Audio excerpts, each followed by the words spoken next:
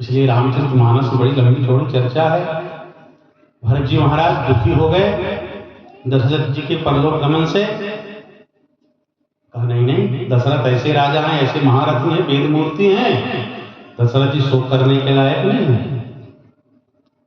बादि विषाद करियत ही लागी, और सब प्रकार भूपति बड़ भागी।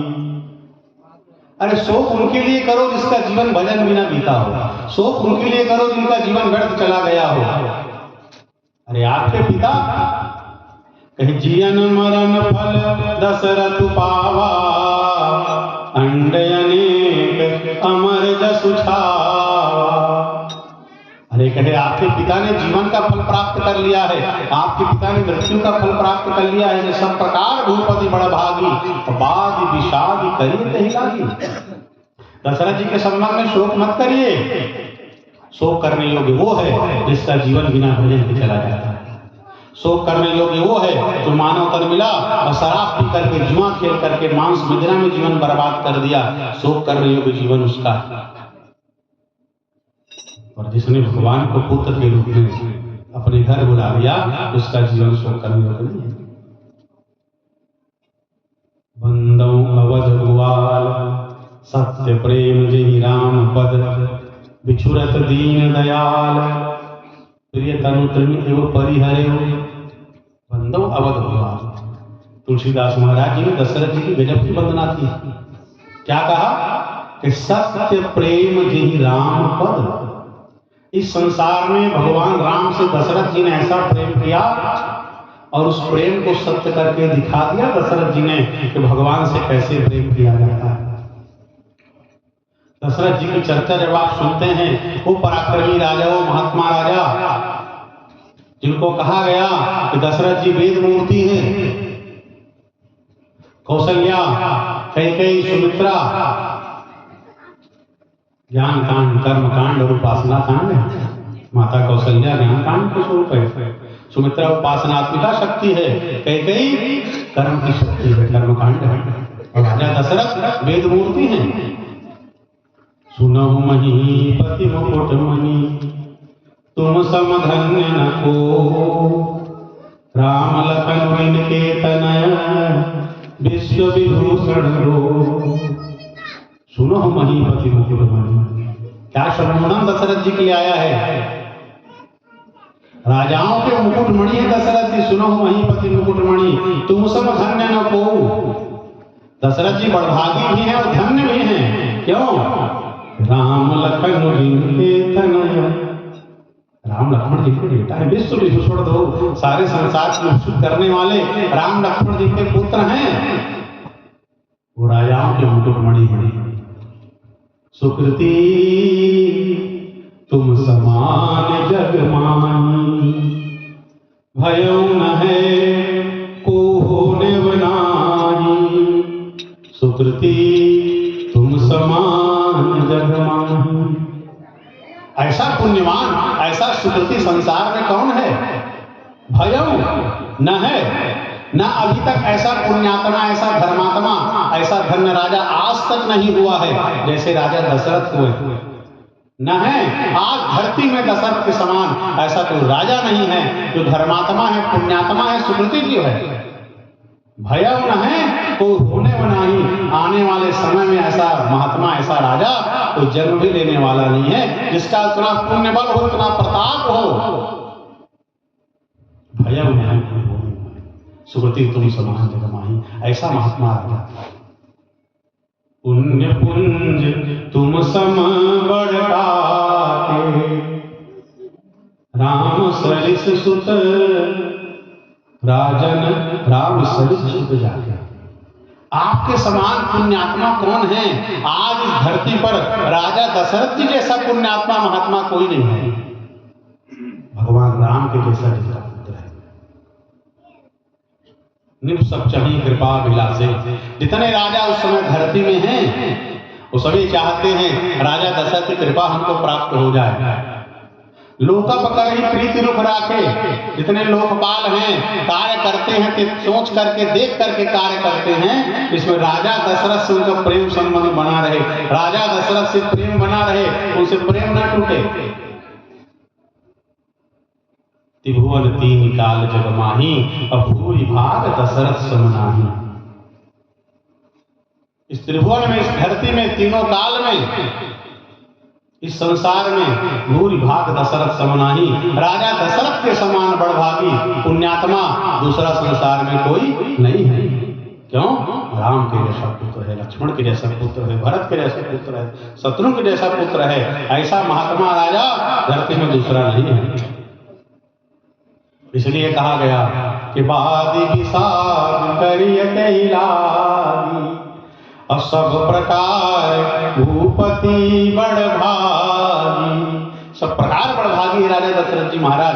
रामचरितमानस में बहुत बड़भागी पात्रों की चर्चा हुई है, मगर दशरथ जी ने जो राम के प्रेम को जिया है, दशरथ जी ने जो राम के प्रेम को जी करके दिखाया है, वैसा दूसरा नहीं है। सत्य प्रेम यही राम पर। आप उस वनवास के प्रसंग को स्मरण करिए। जिये मीन बरुबारी बिहीना, मन बिनु फनिक जिये दुख दीना। कहूँ सुहाव न छल मन माही, जीवन मोर राम बिनु नाही। और ऐसा कोई कह सकता है? ऐसा दशरथ जैसा ही भगवान राम से, परमात्मा राम से सत्य प्रेम करने वाला ही ऐसा कह सकता है कि जिये मीन बरुबारी बिहीना। कहे के कई एक बार ये हो सकता है, मछली पानी के बिना जी जाए। मछली पानी के बिना नहीं जी सकती, पर दशरथ जी कहते हैं कि कई तुम राम का वनवास मांग रही हो। भरत का राज तिलक तो ठीक है, राम राजा बने कि भरत क्या, दोनों बढ़िया, किंतु राम का वनवास मांग रही हो। एक बार मछली बिना पानी के जी सकती है, मणि बिनु फनिक जिये दुख दीना। जो मणिधर सांप होता है वो बिना मणि के जी सकता है। पर कहूँ स्वभाव न छल मन माही, जीवन मोर राम बिनु नाही। दशरथ कहते थे कई तुम जो राम का वनवास मांग रही मत मांगो। पानी एक बार मछली के बिना जी सकती है, मणिधर सांप बिना मणि के जी सकता है, पर जीवन मोर राम बिनु नाही। मेरा जीवन राम के बिना नहीं कर सकता, इसलिए मत मांगो। समुझ देख जिय प्रिया प्रवीणा, जीवन राम दरस आधीना। मेरा जीवन राम के दर्शन के अधीन है, मेरा जीवन राम के प्रेम के अधीन है। जब तक राम है तब तक मेरा जीवन है, और राम नहीं दशरथ का जीवन नहीं है। सत्य प्रेम ही राम है। वो भगवान राम से प्रेम करने वाले दशरथ जी महाराज। तब तुलसीदास को कहना पड़ा कि बाद विषाद करिए नहीं लागी, और सब प्रकार भूपति जासु सने सकोच बस, राम प्रगट भय आई। इतना प्रेम दशरथ जी का भगवान के चरणों में, इसके प्रेम के कारण, इसके स्नेह के कारण परब्रह्म परमात्मा वैकुंठ में रहने वाले वैकुंठ साई भगवान, उनको दशरथ के प्रेम के कारण, दशरथ के स्नेह के कारण पुत्र बन करके, बेटा बन करके आना पड़ गया। इतना आजाद प्रेम, इतना स्नेह है राजा दशरथ का भगवान राम के चरणों में। चाहूं तुम्हें समान सुख, भगवान कहे मेरे समान तो कोई नहीं है, मैं स्वयं आऊंगा। जिनके प्रेम में विवश होकर के भगवान राम पुत्र बन करके आ गए, ऐसा जिनका अगाध प्रेम भगवान राम के चरणों में है, तब तुलसीदास कहते हैं कि सब प्रकार भूपति बड़भागी दशरथ जी महाराज हैं, जिन्होंने भगवान राम के चरणों में ऐसा गजब का प्रेम किया और प्रेम करके दिखा दिया। आप प्रेम के इतिहास में जाएंगे, सौदास की महिषी को भी बड़ा वियोग हुआ अपने पति के बिना, दमयंती को राजा नल के बिना बड़ा वियोग हुआ है, माता सीता को राम के बिना बड़ा वियोग हुआ है। कहता कि अब जीवन की आस न कोई, अंगुरिया की मुंदरी अब कंगन हो। जब हनुमान की चर्चा करती माता जानकी, इतना राम के वियोग में माता सीता दुबली पतली हो गई, कंगुरिया की अंगुली अब कंगन हुई, छीनी हुई अंगूठी कंगन के समान हो गया। इतने राम के प्रयोग में माँ जानकी दुबली हो गई। कृष्ण के वियोग में गोपियां भी बहुत दुखी हैं। सबका प्रेम अपनी जगह दिव्य है, सबका प्रेम अपनी जगह गजब का है, पर राम दर्शन के आस में गोपियां जीवित नहीं, राम दर्शन के आस में मां जानकी नहीं। 14 साल बाद दशरथ जी को भी दर्शन होता, मगर सत्य प्रेम भी राम पर विछुरत दीन गया। ऐसा अगाध प्रेम दशरथ जी का कि राम के प्रेम में जी नहीं सके, जीवन का त्याग कर दिया।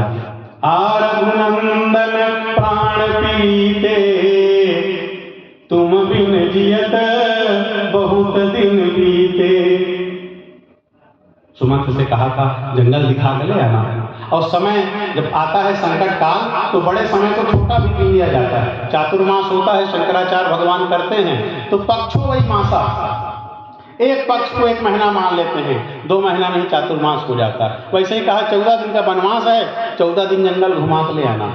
राम ने कहा वो आपातकाल की गिनती है, मर्यादा पुरुषोत्तम भगवान राम है, पिता ने कहा है वचन मानना पड़ेगा। पता चल गया लौट करके राम अब नहीं आएंगे, रघुनंदन प्राण पीते, तुम बिन जियत बहुत दिन बीते। वो राजा दशरथ का प्रेम, इसलिए मानस में कहा बड़भागी है। बड़भागी कौन है? जिनका भगवान राम के चरणों में प्रेम है। बड़भागी कौन है? जिसको मानव तन मिला है। बड़भागी कौन है? जिसको सत्संग मिला है। अति बड़भागी वो है जो सत्संग सुनकर के भगवान राम के चरणों में कृष्ण की ओर आगे बढ़ जाए। और दशरथ ने दिखा दिया इसको, राम के बिना दशरथ का जीवन, कहा था ना कि जिए मीन बरुबारी बिना, अब जीवन मोर राम आधीन। मेरा जीवन तो राम के अधीन है, जीवन राम दर्श आधीना, मेरा जीवन राम के दर्शन पे ही टिका हुआ है। राम का दर्शन नहीं होगा तो दशरथ नहीं रहेगा। इतना अगाध प्रेम करने वाले वेद मूर्ति दशरथ जी महाराज, और जब पता चला कि राम नहीं आएंगे तो राम राम कही राम कही, राम राम कही राम, तनु पर रघुबर विरह राव गया।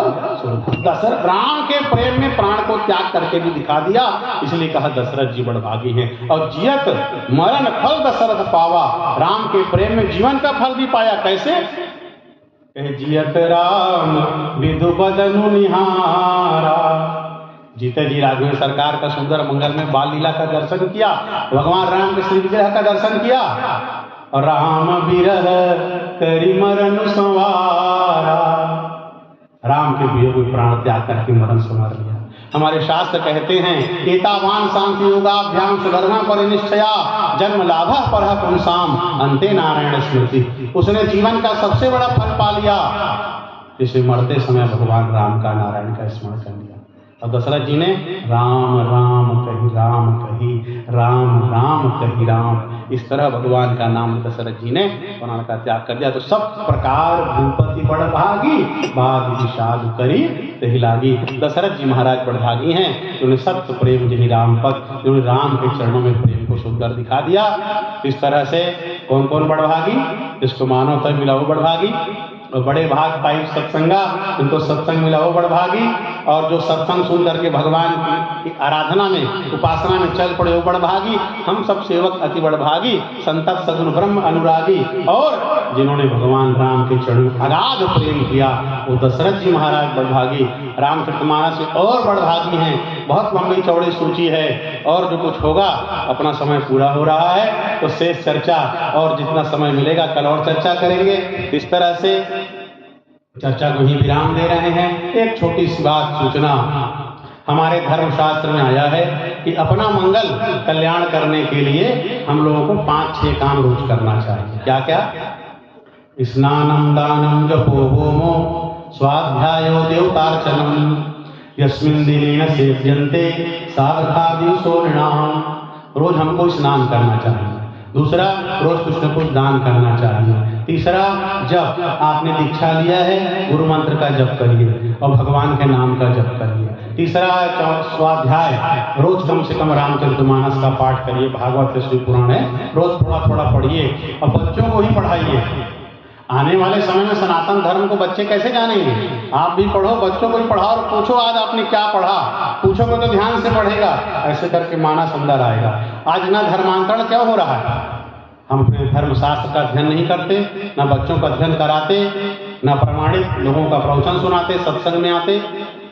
कोई लोग पूछते हैं उत्तर नहीं दे पाते, समझ नहीं पाते, उनको लगता है हमारा धर्म छोटा है या खराब है। ये स्वाध्याय करिए और कराइए, भगवान की पूजा करिए। तो स्नानम दानम, नहाइए, माँ गंगा के नाम लेकर नहाइए। गंगा के 12 नाम है, नंदिनी नलिनी सीता मालती चा महापगा विष्णु पादा संभूता गंगा पदगामिनी भागीरथी भोगवती जाह्नवी। 12 नाम लेकर के जहाँ नहाओगे वहाँ गंगा स्नान का पुण्य मिलेगा। स्नानम। दूसरा है दानम। दान 2 प्रकार का होता है। एक है तिथि और अवसर का दान। आप तीर्थ जाते हो, दान करते हो, गो ब्राह्मण आते हैं, दान करते हो, कथा में जाते हो, दान करते हो। दूसरा हमारे शास्त्र ने कहा उस दान का नाम है नित्य दान। स्नानम दानम, नहाना रोज है, गुरु मंत्र का जाप रोज करना है, पूजा रोज करना है, रामायण का पाठ रोज करना है, वैसे कुछ न कुछ दान रोज करना है। इसका नाम है नित्य दान। क्या नाम है? नित्य दान। रोज कुछ न कुछ देना। तो शास्त्र की आज्ञा है रोज कुछ न कुछ हमको दान करना चाहिए। तो 2-3 पीढ़ी से लोग नित्य दान करना लगभग भूल गए हैं। पहले कुछ नहीं तो एक मुट्ठी चावल निकाल दे, दान करने के बाद ही खाते थे। जो हमने दान किया पिछले जन्म में सत्पात्र को, अभी मिल रहा है, अब दान करेंगे अगले जन्म में मिलेगा। तो शास्त्र के आज्ञा का पालन करवाने के लिए जगत गुरु शंकराचार्य भगवान ज्योतिषपीठ बद्रीनाथ, जिसके शंकराचार्य भगवान स्वामी अयमुक्तेश्वर सरस्वती जी महाराज हैं, वहां से नित्य दान का एक प्रकल्प चलता है। वो कहते हैं महाराज जी कम से कम 100 रुपया हर व्यक्ति को रोज दान करना चाहिए। 100 रुपये, सक्षम है तो ज्यादा करो, पर कम से कम 100 रुपये रोज दान करो। तो 100 रुपये रोज के हिसाब से साल में एक बार 500 का दान होता है शंकराचार्य जी आश्रम में। वहाँ बच्चे लोग पढ़ रहे हैं, साधु संत का भोजन होता है, ये राशि वहाँ जाता है, मठ के सनातन धर्म की सेवा में लगता है। जैसे आज आपने 500 दान किया, संतोष भैया ने आज कर दिया, तो उस 500 में से 100 रुपये का दान आज होगा, 100 रुपये दान कल होगा, 100 रुपये परसों होगा, 100 रुपये नरसों होगा, ऐसे 100 रुपये 1 साल तक चलेगा। 1 साल तक रोज दान होता रहेगा। 1 साल पूरा हो जाएगा तो दूसरे साल का दान होगा। ये वार्षिक दान है, हर साल होता है। साल में एक बार 500 का दान होगा और हर साल होगा। कोई एक साथ करना चाहे तो 10 साल का 4500, आजीवन देना चाहे जीवन भर का तो आजीवन है 45,000। जब से जन्म हुआ है 100 साल तक उसका 100 रुपये रोज दान होता रहेगा। 1 साल का 500, 10 साल का 4500, आजीवन 45,000। अब इसका पुण्य क्या है? जब सामान्य दिन में दान करते हो तो 1 गुना पुण्य मिलता है। 100 रुपये दान के 100 रुपये पुण्य मिल गया। जब अमावस्या तिथि आती है तो जो भी आप दान करते हो, अमावस्या के दिन दान करने पर दान का पुण्य 100 गुना बढ़ जाता है। अलग से दो 3 अलग से पाहू। अब मान लो नहीं दे, भुला गए, शंकराचार्य आश्रम में नित्य दान में जुड़े हो तो 100 रुपये रोज दान हुआ थे, तो अमावस्या के दिन 100 रुपये दान हो ही, ओकर पुण्य 100 गुना बढ़ के 100 बराबर प्राप्त होगी।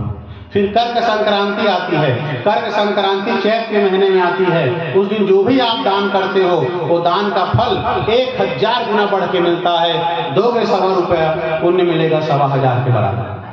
अभी आएगा जनवरी मकर संक्रांति, 14-15 जनवरी। मकर संक्रांति में जो भी आप दान करोगे उसका फल 10,000 गुना बढ़ करके मिलता है। अलग से दोगे तो अलग से पाओगे ही। और जो शंकराचार्य आश्रम 100 रुपये रोज चल रहा है तो 100 रुपये उस दिन भी दान होगा, उसका फल मिलेगा 10,15,000 के बराबर। और जब चंद्र ग्रहण सूर्य ग्रहण में दान करते हैं, जो मंत्र का जाप करते हैं उसका फल लाख गुना बढ़ करके प्राप्त होता है। जितने अक्षर का मंत्र है उतने लाख जपने में सिद्ध होता है। पर जब ग्रहण लगा, ग्रहण लगने पहले नहा करके जप करने बैठ जाओ और ग्रहण समाप्त हुआ तो जब पूरा कर लो तो जाप का फल 1 लाख गुना बढ़ करके आपको प्राप्त होगा। तो दान का फल भी चंद्र ग्रहण और सूर्य ग्रहण में आपको लाख गुना प्राप्त होता है। दोगे 100 रुपया, अब पुण्य मिलेगा 1,15,000 के बराबर।